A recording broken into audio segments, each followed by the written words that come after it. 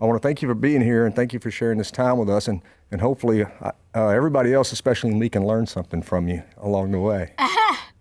Well, I don't know what you can learn from it, but I've been around a long time, and I like you, love country music, and I started out with that dream of just being a songwriter and a singer, and wanted to be on the Grand Ole Opry, wanted to travel the world. But as you go along, you learn new things as you go, and then you think, well, I can make something more out of that. I can do this, I can do that. So I just always left myself open to kind of work in an open, honest way as best as I could, and I just loved doing it, and it just seemed to fall natural for me. It's just a way of life with us, as you well know, and all those things just seem to fall into their proper place. Well, they fell into place really well. I mean, you've had such a fantastic career. You know, when we started off talking about movies, and that's something I've done a little bit of, and I thought maybe that would be a good place to start.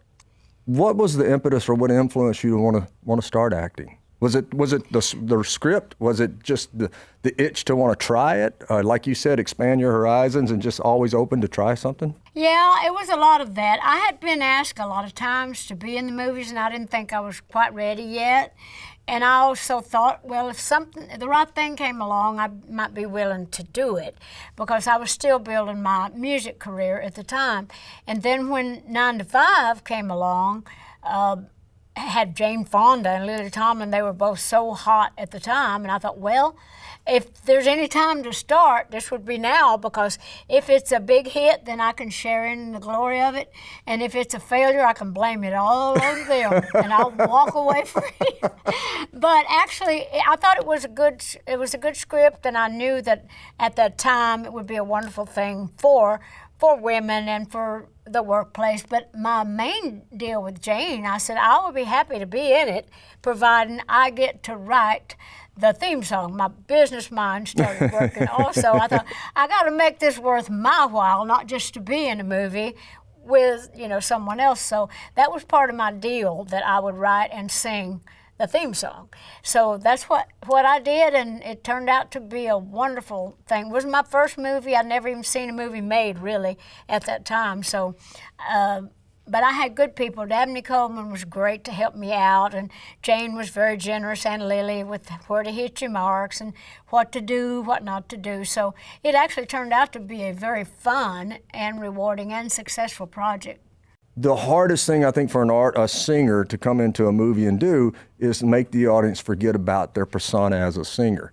And boy, and you have such a persona about you, and I think that's what puts you head and shoulders above any singer that wants to go do movies. And the success that you have and how good you are at it is that nobody thinks about Dolly Parton anymore. They think about your character, and you have such a big persona that you have to be extra good when you go in there and do that, and when you act, and you sell it so well, and nobody ever, right off the bat, you're into your character, and you're not looking at Dolly Parton anymore, and that's an incredible thing to do. It's a hard thing to do. It is, but by the same token, if you look real close, I only take parts that is pretty close to my own personality. I have never yet done one of those scenes that was that far-fetched. Even when I did like Still Magnolias, I played a beautician. If I hadn't made it in the music business, I would have been a beautician.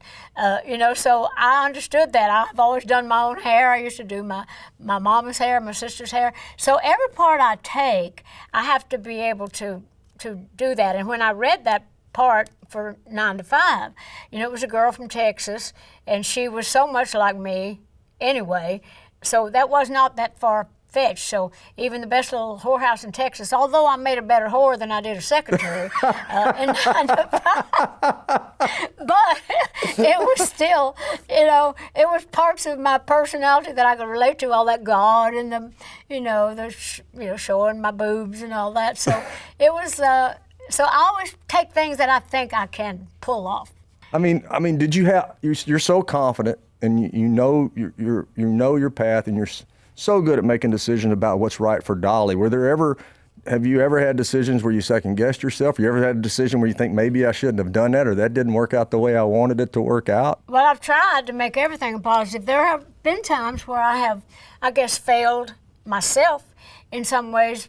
I've never felt that if I truly followed my own gut, my own feelings, everything usually works out fine because I know what I'm dealing with and how to work it. But sometimes you get involved, and I'm sure you know this, being in this business, sometimes you get involved with other people that think they know best, and they try to convince you that this is the right way to go.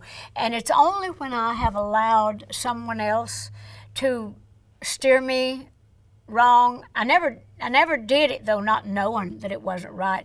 I've sometimes done things to try to keep peace or to please somebody else or let them know I have trust and confidence in them, even when I know better than to do it. So the only times that I've ever done things that didn't work out is when I've not followed my own gut, my own instinct. You ever think that maybe I'm giving too much of myself sometimes? I feel honored, really, that God has used me like this in my life.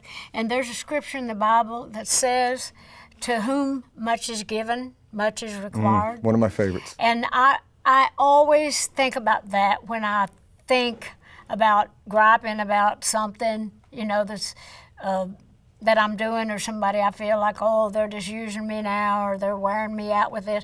I always think about what it is I'm doing. And I think if I'm still doing it for the good, to glorify God and to uplift people, then there's never too much. So I never think of it in those terms because I'm a big girl. If it gets too much, I just say, stop. I'm going to the old mountain home and I'm staying up there. So at least I have, at this point in my life and in my career, I only do what I feel led to do. I mean, sometimes you have to do more than you thought you was going to do, or more than you really wanted to do at that time. But it's not. But the subject itself, or the reasons that you're doing it, always stands on its own. So I never do anything that I don't feel right about doing. And after I've done it, I'm glad that I did it. So, like I say, I just think I'm just whining if I want to gripe about it. I've had a little bit of experience with this, with the cologne side of things. But I want to know is when can everybody smell like Dolly? Well, everybody can smell like me on the 28th of this month. I hope everybody wants to smell it because it smells heavenly. It's called Scent from Above, and that's I hope everybody feels blessed when they wear it because I'm really proud of it. And I wanted it to smell like, me, because people follow me around and say, what are you wearing? So it's a combination of things that, that I've put together through the years. So hopefully people are going to, enjoy it. But anyway, I'd love to sing with you some of these days, but I really admire you. I just think you're wonderful. I love your music. I love your acting. And you're doing a good job on your podcast, too. Oh, thank you, ma'am. Thank you, Tim. I love you. Love you, too. Have a great day, Dolly.